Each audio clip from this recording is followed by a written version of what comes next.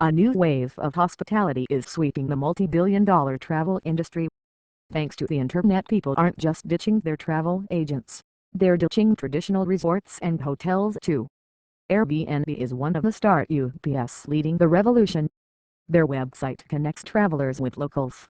So instead of staying in that high-priced hotel, you can stay in an actual house or apartment. CEO Ryan Chesky says they're not reinventing the vacation, just bringing back an old trend. People keep thinking this is some bold new idea, he says, but actually up until 100 years ago, more say World War II, when people traveled, staying in a home was actually very normal. Chesky and his friends/co-founders, Joe Gebbia and Nathan Blackhartside, stumbled on the idea 6 years ago when they couldn't pay rent. An international design conference was coming to San Francisco, Chesky recalls. All the hotels were sold out and I said, what if we created a bed and breakfast for the conference? Unfortunately, I didn't have any beds, but Joe had 3 air beds. We inflated them and we called it the Air Bed and Breakfast. We ended up hosting 3 people from around the world. We made enough money to make our rent, but more importantly it was like we got to travel without leaving our home. Airbnb's rapid growth. A year later, a company was born. Airbnb listings have grown from 10,000 at the end of 2009 to 300,000 across 192 countries today. Those listings include everything from posh New York City apartments to tree houses in Costa Rica to igloos in France.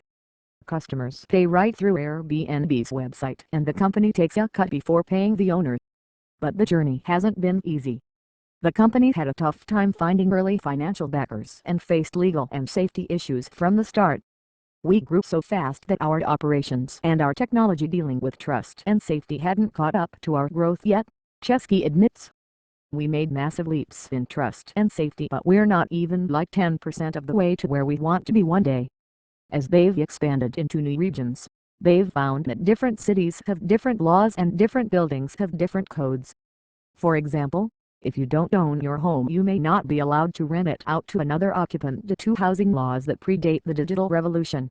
The laws were made for a different time and in many cases it's not actually cut and dry. They're oftentimes uncertain or fragmented, says Chesky. So while Airbnb urges users to pay attention to local laws and their terms and conditions, it continues to be an ongoing challenge. It's one Chesky says they intend to combat with education.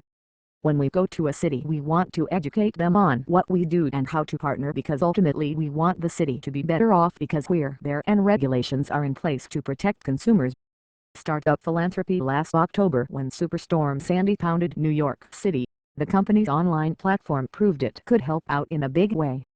We had hosts reaching out to say, we want to host people, we're happy to take them in for free, Chesky says.